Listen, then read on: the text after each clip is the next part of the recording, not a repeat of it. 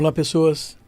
Eu dou as boas-vindas a quem estiver assistindo agora ao vivo, mas também aquelas pessoas que vão estar durante a semana, nos outros dias, assistindo, seja no YouTube da Vibe Mundial, seja no YouTube do Impassex, também no Instagram, Café com Sexologia. Mas vamos a um domingo com um novo tema. Vocês sabem que eu tenho aqui à minha esquerda a Camille Borges, lá do Instituto Paulista de Sexualidade, a psicóloga que trabalha com a gente lá também e tem participado conosco sempre. E do nosso lado direito, eu tenho a Adriana Naberro, que vai falar sobre um assunto muito importante. Primeiro, deixa eu agradecer ela, depois ela diz o que ela vai falar. Adriana, obrigado por estar aqui. Muito obrigada, Oswaldo, pelo convite. É um prazer estar aqui com vocês. Mas sobre o que você vai falar mesmo? Puxa vida! Vamos falar da maturidade feminina e os brinquedos eróticos, né? Como eles podem ser uma ferramenta que auxilia a sexualidade. Muito bom. Antes de você começar, eu vou pedir para Camille, você tem uns recados do Impassex aí, porque assim, nós temos algumas preocupações que são importantes. Nós queremos dizer para vocês algumas coisas que vão acontecer e a Camille vai passar esse convite para vocês. Por favor, Camille. É isso, eu tenho 2 recados super importantes. O primeiro é que o Impassex está com as vagas abertas para especialização em sexualidade. Então, se você tem o sonho de ser sexólogo, entra lá no site do Impassex ou no Instagram do Impassex, @Impassex, INPASEX, e confere todas as informações. A especialização em sexologia aplicada é para qualquer pessoa que tenha o curso superior completo e que tem interesse em estudar demandas da sexualidade em diferentes contextos. Então, não é uma especialização só para psicólogos. Se você tem interesse em conhecer esses temas, entra lá no site, confere as informações ou no nosso Instagram. E o segundo recado, que também é super importante, é que em 2025 o Impassex vai aí promover, organizar o Congresso Sinsex, que é um congresso internacional multidisciplinar em sexualidades. Esse congresso, gente, reúne convidados de todo o Brasil e de outras áreas do mundo também, não é isso, Oswaldo? Sempre temos convidados estrangeiros que vêm participar, apresentando conferências, debates. Olha, nós precisamos conversar sobre isso e conversar a partir de diversas, vamos dizer assim, disciplinas, porque esse também é um congresso que nós temos advogados, sociólogos, antropólogos, educadores, além de médicos, psicólogos. Ora, nós queremos ter uma conversa para entender como é que é a visão de cada um e de todos os lados. Também tem outra coisa, é uma questão importante de tentarmos e compreendermos como estão ocorrendo mudanças sociais nesse momento histórico. Ou seja, aquilo que nós aprendemos há 20 anos já foi. Então, venham. Mas, Adriana, começa a contar para finalizar, Oswaldo, o congresso é nos dias 15, 16 e 17 de maio. Façam as inscrições de vocês, maio de 2025. Parece que está longe, mas daqui a pouco o ano acaba e aí não adianta chorar porque vão acabar as vagas. É. Desculpa. Nós vamos ter vagas, porque a gente tem uma organização para fazer as coisas. Obrigado, Camille. Mas, Adriana, vamos começar a falar disso. Como é que é isso? Da onde surgiu? Eu sempre peço para os convidados me darem um tema. Então, assim, da onde surgiu esse tema? Começa a contar para a gente. Você trabalha com essas questões, como é que é esse envolvimento? Conta pra gente aí. Só um resuminho, assim, eu há 30 anos trabalho com psicologia, como psicóloga, né, formada há 30 anos, e há 10 com a gerontologia, que estuda o processo do envelhecimento. E aí eu passei a trabalhar por causa de grupos, centros de convivência, né, o nome que a gente coloca, a participar desses grupos fazendo rodas de conversa. Levando temas, assim, um encontro de 1 hora com temas diversos. Normalmente, nesses grupos, o universo feminino é gigantesco. Por exemplo, eu tenho uma roda de conversa que tenho 40 mulheres para 2 homens, né? Nesse público, assim. Então, a maioria são as mulheres que participam nessa fase do envelhecimento. E nos temas, eu vou levando temas diversos e já levei sexualidade, falando sobre sexualidade. E um dia a gente até convidou uma promotora de produtos eróticos para participar junto comigo desse evento. E foi muito interessante, assim, a gente perceber o interesse delas. Algumas muito, assim, mulheres, faixa etária 60, algumas, a maioria 70, 80 e 90. Então, são mulheres idosas mesmo. Então, acho que a primeira coisa que a gente, antes de falar exatamente desse tema, é assim, tirar esse mito de que a pessoa idosa não tem relação sexual, não tem desejo. Eu acho que esse é o principal assunto aqui que a gente vai trazer, né? E quando a gente traz isso para a roda, a gente vê o interesse. E, na verdade, eu nasci na década de 70, né? Eu não tive uma educação sexual, né? Minha mãe não conversava sobre sexualidade comigo. Imagine essas mulheres de 40, de 50, teve a Revolução de 60, começou a mudar, mas essas de 30, 40, 50... Que nasceram há quase 100 anos. E principalmente assim, Oswaldo, o que eu escuto muito assim, quando a gente levou essa pessoa para colaborar nessa roda, é muito, não preciso disso. Eu achei tão interessante assim, eu não preciso disso, mas eu falei, não é para precisar, é para conhecer, vamos conhecer, né? E aí, algumas, né? Outras ficaram bem empolgadas com o tema. Algumas, antes disso, os relatos de histórias de um único parceiro sexual, de muita insatisfação sexual durante essas relações, nunca pensar em si mesmo. Eu acho que a nossa cultura, se eu que nasci na década de 70 já senti isso, a gente não aprendeu a se tocar, a se conhecer, nós mulheres, né? Você estava falando de brinquedos, acessórios, e você está falando de se tocar. Você está colocando a nossa atenção nas sensações táteis com maior importância. Exatamente. Isso é muito importante para a gente conversar. Exatamente, porque o que a gente vê assim, como é que eu posso falar do meu desejo sexual se eu não me conheço? Já começa daí, né? Então, esses brinquedos eróticos pode ser um caminho para o autoconhecimento do próprio corpo feminino, né? A gente teve dificuldade a vida inteira de ouvir que lá não é lugar de pôr a mão, né? Assim, por exemplo, né? E aí, com essa... Claro, isso tudo a gente está falando... Hoje o acesso a esses produtos, brinquedos que se modernizaram, né? Não tem mais aquele formato exclusivo, ainda tem, né? Mas não exclusivamente aquele formato de pênis, né? O formato... Você já está contando que as pessoas que ficaram pensando coisas aí precisam ir a esses locais para ver coisas diferentes. Isso. Porque agora a gente tem de vários formatos, de vários tamanhos. Diferentes estímulos também. Diferentes estímulos. Então, para você ter ideia, nesse dia, muitas brincaram depois. Vamos combinar um dia, vamos num sex shop. Elas vão ouvir depois. vamos combinar, vamos num sex shopping. Todas elas, né? Assim, algumas, é bem interessante. Tá aí, você está falando de alguma coisa que eu fiquei pensando. As pessoas com mais de 50 anos, como é que elas reagem com essa ideia? Vamos a um sex shop. Não é uma coisa fácil de se fazer. Sim. Essas pessoas não têm essa facilidade tipo, vamos. Em segundo lugar, vocês que andam na cidade, vocês notam onde estão esses locais que vendem produtos eróticos? Vocês chegam a perceber que eles estão aí nas ruas? Às vezes vocês entram num shopping e tem uma lojinha lá, mas vocês perceberam isso? Ou... Nós estamos tão acostumados a nem olhar que não devemos, não precisamos, não queremos, então não olhamos, não sabemos, e aí, como assim ir? Tem aonde? Isso. E vamos lembrar outra coisa que também é importante para todo mundo que está ouvindo. Se alguém me dissesse, mas isso é ruim, olha, os países que começaram a liberar esses produtos eróticos, ainda na década de 1960, esses países passaram a ter menos crimes sexuais. Entenderam? Ou seja, as pessoas podiam fazer sexo com objetos, ou através de objetos, ou com acessórios, e isso, não sendo proibido, fazia as pessoas felizes. Felizes. Não iam cometer crimes. Então, isso também é importante para você que está nos ouvindo.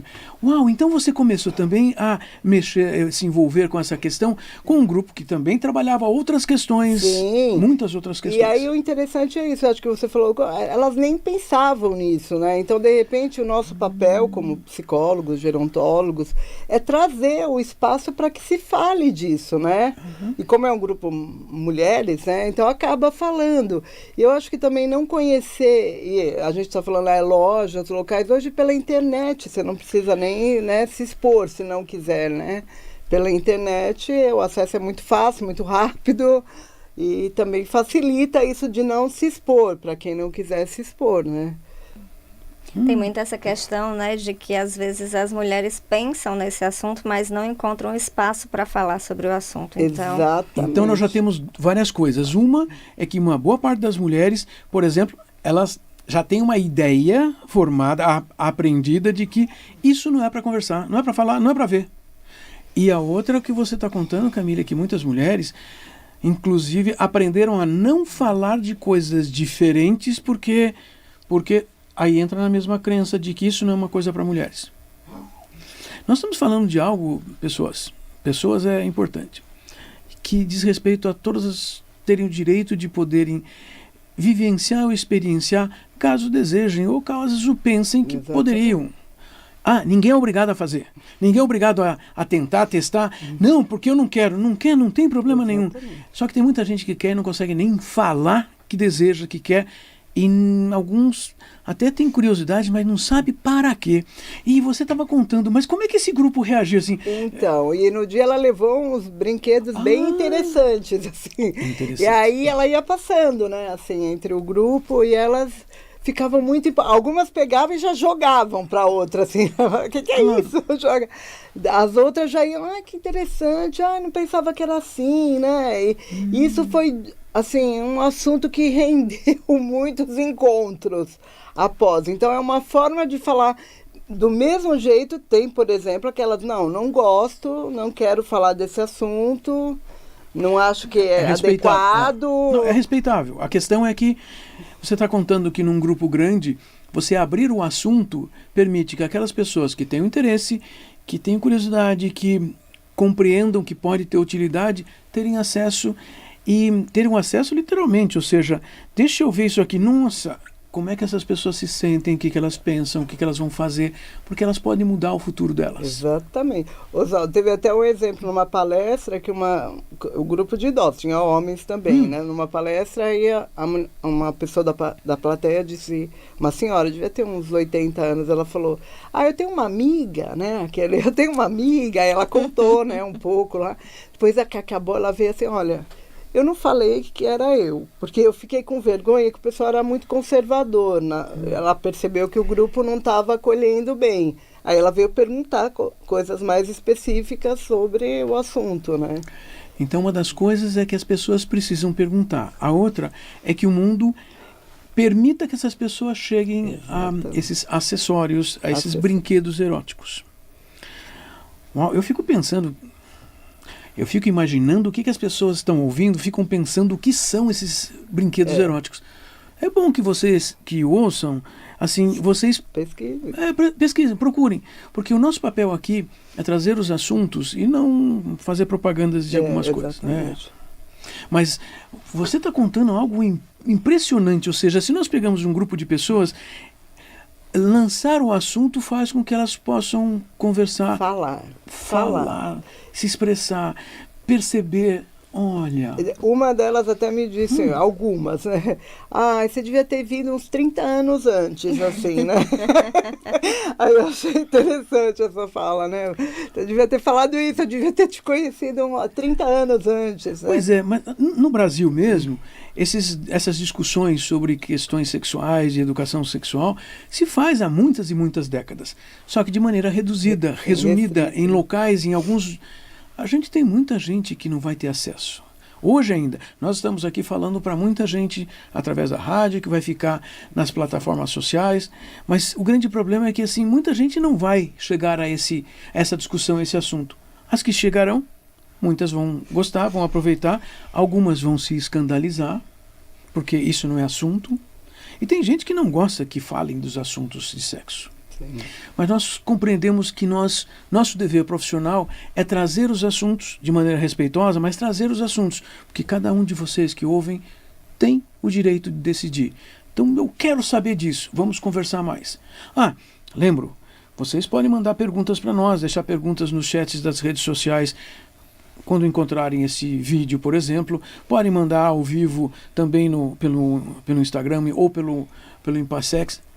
do Instagram do Impassex ou do Café com Sexologia, porque a gente está sempre aqui ouvindo. A Camille está sempre de olho ali. Tem coisa, ela fala, já chama ali. Ela filtra aquilo que seja mais interessante, importante, útil.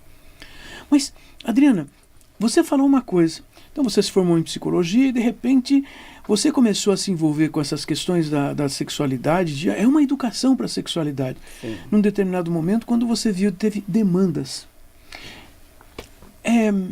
Eu fiquei curiosa sobre como surgiu a ideia desse grupo, se era sobre outro assunto. Não, então, na verdade, assim, é a roda. Toda terça-feira a gente se encontra e tem a roda. E eu levo temas diversos.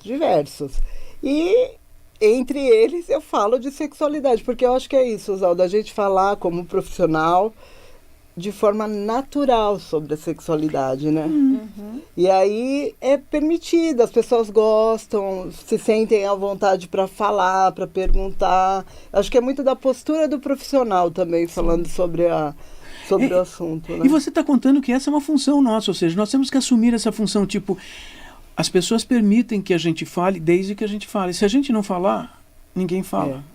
Nós recebemos um comentário aqui da Regiane. Essa abordagem é diferente com a população LGBTQI+. É que eu também tenho um grupo que eu trabalho com Opa! Vamos saber, mano. Com um grupo, uma roda de conversa numa ONG que trabalha com velhices LGBTQIAP+. Ai, que legal! E só que nesse grupo, por incrível que pareça, a maioria são homens gays. Okay. E aí o discurso é diferente, né? É muito interessante ver de um grupo para o outro, né? Um grupo que se denomina hétero, né? Nas mulheres. E lá os homens, tem lésbicas também, tem trans, mas a maioria são homens gays que participam dessa outra roda. E a gente também, aí com eles, o assunto é muito mais tranquilo para ser conversado, né, sobre... Mas você também falou de uma coisa que importa frisar para todo mundo que está ouvindo.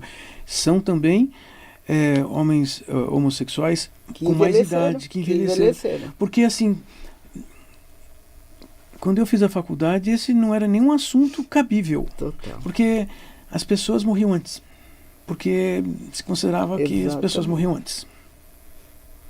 Quer dizer, nos últimos 10 anos eu tenho visto essa discussão. De precisa discutir porque nenhum dos que hoje estejam com 60 anos foram cuidados, educados, socializados, treinados.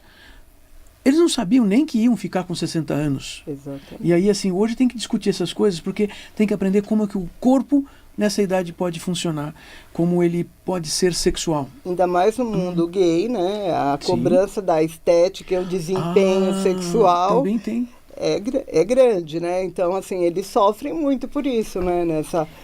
São regras também aprendidas, né?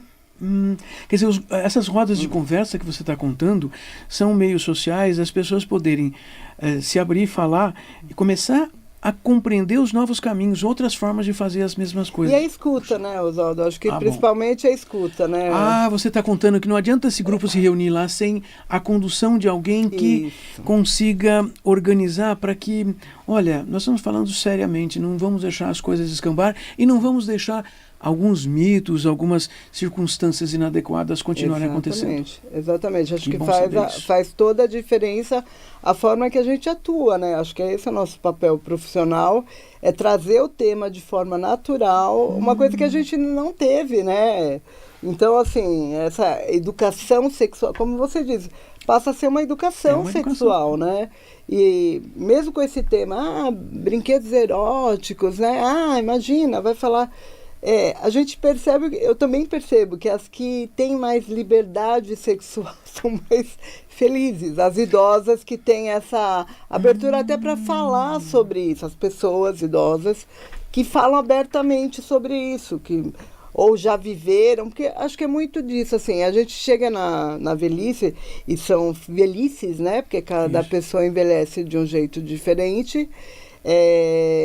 Quando ela se permite falar, viver experiências que ela nunca viveu. E isso é muito enriquecedor, assim, né? E os tabus, todos os tabus que vêm junto. São as regras que a gente aprende na cultura, não pode. E tem várias coisas, aliás, com relação a sexo, tem muitas coisas que pode sim, Só que a gente já acha que não pode e aí nem se aproxima. Hoje você está trazendo para a gente essa possibilidade que as pessoas podem sim ter acesso a acessórios sexuais, a brinquedos sexuais. E o termo brinquedo passou a ser mais corrente até mesmo para poder mostrar para as pessoas que, olha, é algo lúdico, é para brincar, não é alguma coisa ruim, negativa. Também fico pensando numa coisa, eu ia te perguntar, até com curiosidade. Desse seu grupo assim, então foram lá, essa dona de uma loja, coisa assim, levou alguns... depois, você soube se algumas dessas pessoas compraram? Sim, sim. Algumas compraram, ela mesma me disse. Algumas compraram na hora, inclusive, né? Algumas compraram na hora e outras depois, né? Algumas pediram ajuda, né? Porque aquela coisa, né? Ai, como é que eu faço? Como é, né? Envolve o próprio processo de autoconhecimento, isso, né? Da internet, de como mexer, como acessar, mas compraram. Algumas compraram. Que interessante. Sim. De novo você mostra pra gente que se nós abríssemos rodas de conversa assim para questões de sexualidade com pessoas com mais de 60 anos, por exemplo, isso se tornasse comum como um processo de educação para melhoria de qualidade de vida, para melhoria de saúde mental, para facilitar relacionamentos interpessoais de uma maneira sadia, e esse assunto viesse ao E lembrando que esse dia não era o objetivo vender produtos, era só divulgar, né? E elas depois acessaram e tiveram... Porque também lá a gente não poderia vender produtos, né? Então, como é uma ONG, não pode, né? Mas é interessante o que você está mostrando, porque deveríamos estar fomentando mais a formação desses grupos para que houvessem conversas e discussões. Você lembrou de uma coisa, e nós sempre batemos nessa tecla aqui, não é? Nós falamos de sexualidade, não falamos de sexo genitalizado. Os brinquedos sexuais, muita gente está ouvindo aí achando que nós só estamos falando de coisas que vão nos genitais. Exatamente. E não é só. Mas não é mesmo. Que tal começar a procurar e ver? Porque muitos desses brinquedos sexuais, brinquedos eróticos, parece que tem outras coisas além de coisas genitais. Sim. E aí a gente também entra um pouco numa outra questão. Por exemplo, se eu não conheço o meu corpo, uma mulher idosa, a gente vê aumento do HIV na população idosa. E o uso de preservativos, né? Então, a camisinha feminina, né? Podem até ser brinquedos eróticos, mas você tem que aprender a usar. Exatamente. Ótimo que você está contando. Porque eles acabam abrindo mão, por exemplo, o homem não quer usar, porque perde a ereção, porque todos os motivos, todas as justificativas. Se a mulher usar, ela está protegida. Então, aprender. Ou é isso, assim, o conhecimento, né? O conhecimento. Nunca é demais, assim, essa experiência, né? Conhecimento liberta. Total. Eu gostei de estar conversando aqui com a Adriana.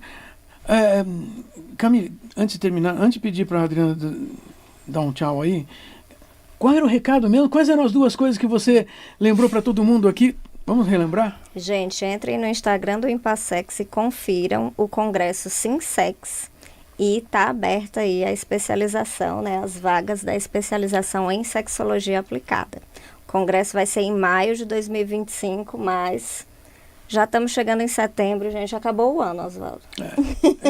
E por Façam as inscrições. E por isso, assim, é para todo mundo ficar seguindo a gente no Café com Sexologia, o Impassex. Em todas as redes sociais nós colocamos informações, às vezes multiplicamos ou duplicamos as informações, às vezes são informações diferentes, porque nós sabemos que nós precisamos oferecer isso. É o que você estava contando, nós temos que levar as informações, as discussões para quem precisa aproveitar. Então já estou agradecendo, Adriana, e assim, você quer dizer alguma coisa para se despedir? Eu queria agradecer essa oportunidade de estar falando sobre isso, né, que deixar bem claro, as pessoas idosas fazem sexo, sim. Tem prazer, tem desejo. Ela só passa a não ter se ela não quiser mais, mas ela tem. Ela tem. Então, acho que é uma descoberta. Como a gente aprendeu na sexualidade, né? A gente sempre fala, ela vai se desenvolvendo com a gente, né? Então, a sexualidade vai morrer com a gente. Ela vai nos acompanhar até o fim da vida. E essa descoberta de não só com o outro, comigo mesmo, então, assim, se permitam. Se permitam conhecer. Permitam-se. É isso que todos merecem. Eu quero dizer meu boa noite a todas as pessoas que nos ouviram. Lembrando, semana que vem tem mais.